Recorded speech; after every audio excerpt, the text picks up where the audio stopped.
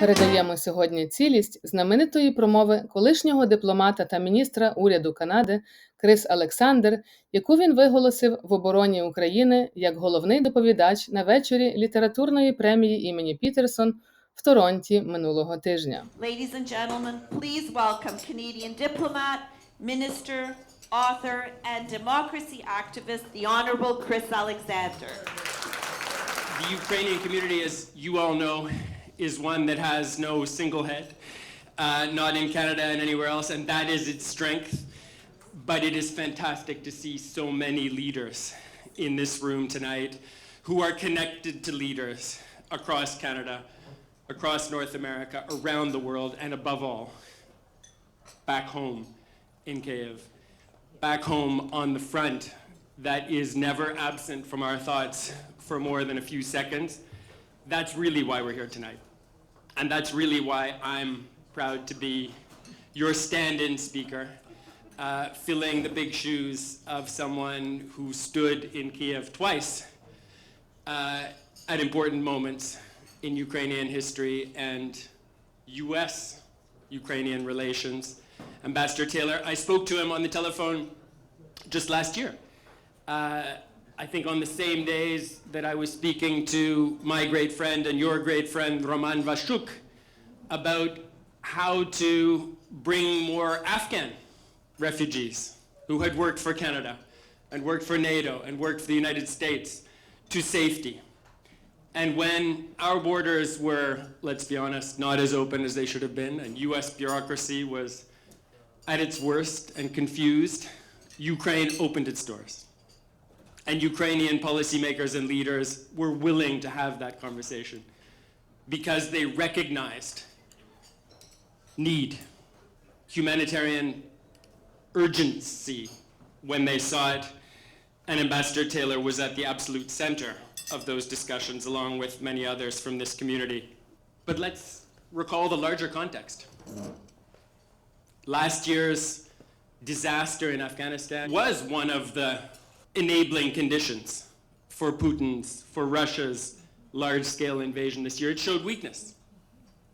And it built on the weakness that we had all shown by doing nothing to address the plight of Syrian refugees and Syrians made homeless in their own countries, victims of a civil war imposed on them by their regime with the help of Putin's fascists and Iran's theocrats. And that weakness helped to set the stage for the first invasion of Ukraine in 2014, which led to an inadequate response. Some sanctions, yes, championed by Canada, some actions. Ted and I were proud to be part of a government that was the first NATO country to start training the Ukrainian army on Ukrainian territory in NATO command and control, in NATO military methods that were then scaled up and emulated by the United States and the UK, which started their training programs later and helped to give Ukraine some of the backbone of excellence that is ultimately made in Ukraine and has grown thanks to Ukrainian leadership and thanks to Ukrainian determination. But there's a deeper story that we have to acknowledge at this first dinner of your fund and foundation since February 24th. A deeper story of Russian impunity and Western appeasement that has gone unaddressed for much longer than just these last years or this last decade or even the time under Putin. The Budapest Memorandum, ignored, discarded, never backed up with anything close to the determination that would have made those obligations, would have allowed those obligations to hold.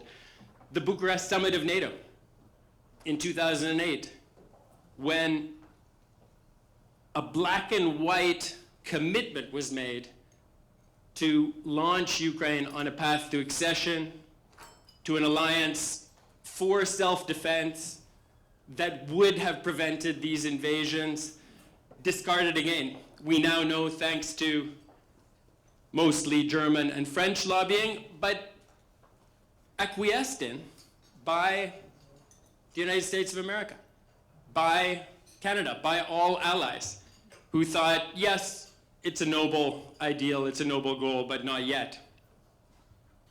And then the deeper story of appeasement and impunity that runs through the whole Cold War and back to 1945, when a totalitarian regime under Stalin was considered an ally by our democratic countries and given a permanent seat at the United Nations, and basically a license and a warrant to reoccupy half of Europe and enslave millions of people.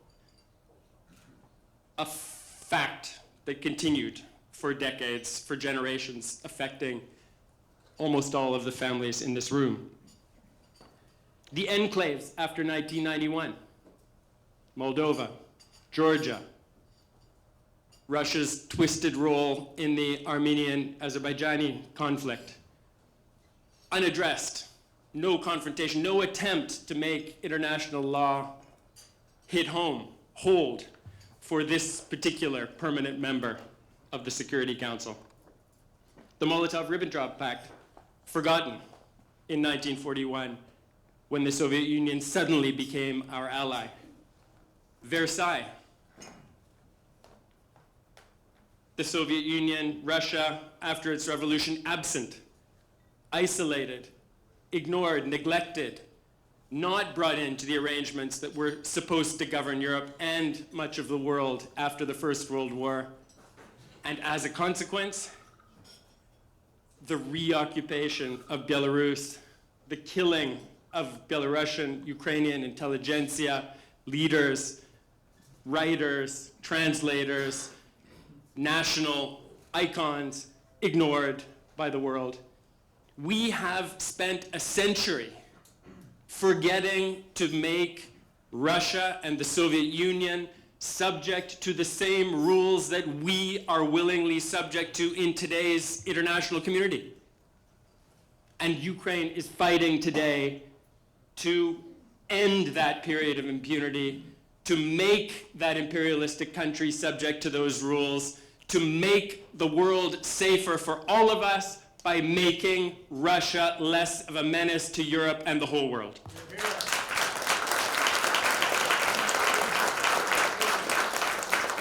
And that's why they deserve all our support. And that's why we are supporting, but not enough. And that's why we have to confront this specter, which still undermines our ability to support Ukraine, of disinformation, political corruption, and active measures that are still hamstringing our democracies, subverting our governments, undermining our political will, the will that most Canadian citizens, and I believe most American citizens and Europeans now have, to support Ukraine decisively. How does it work? It's asymmetric hybrid warfare. It's strategic subversion. It's the gray zone, those people who infuriate us when we see them on cable television or on YouTube, mouthing Kremlin talking points. It is those libertarian, self-regarding, greedy, blinkered oligarchs, whether they're in Ukraine or in Silicon Valley, who think that they are God and that they can impose a peace settlement on Ukraine and hand Crimea over to a fascist Kremlin. This is a universal, eternal principle of national life. We should all be supporting Ukraine. We should all be endorsing Ukraine's war aims. We should all be doing what President Zelensky asks of us.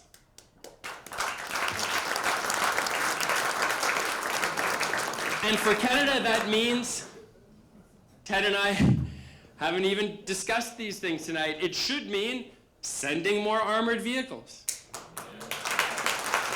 We have lots of them. We make the best in the world. Why could we possibly not be sending hundreds of reconnaissance vehicles, vehicles for infantry, the latest, the best, some that are surplus to Canada's needs, some that are not? They would help, they would speed the victory. We know that they are needed. Why are we not training Ukrainian forces again with the air defenses that are happening on Ukrainian territory?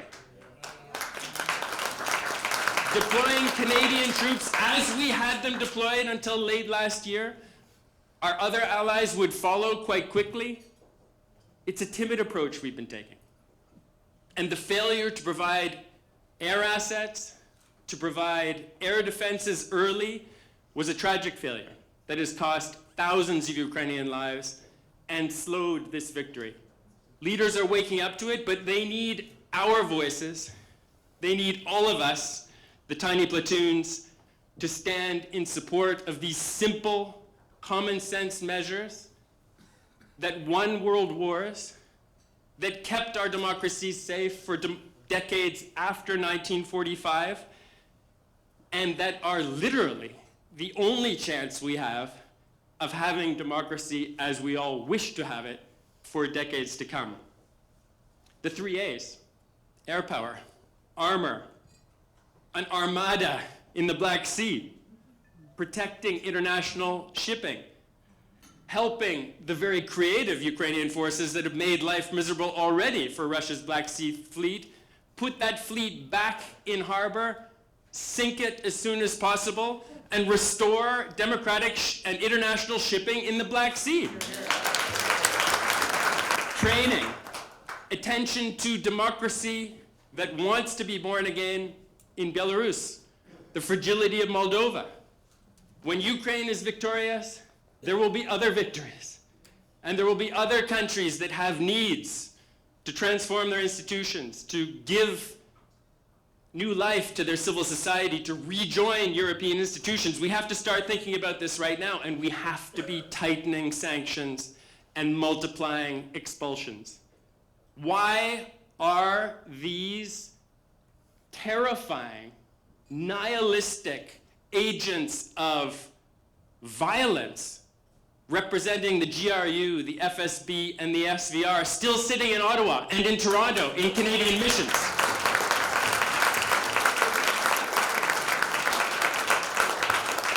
Get them out of here and send the gray zone illegal networks that they support, that they water and nurture, send them packing as well. It will be a very different Canada. It will be a much stronger cause of democracy that we have around the world. Yes, fascist Russia will still remain, but it will have formidable forces arrayed around it. It will be in new, reduced borders,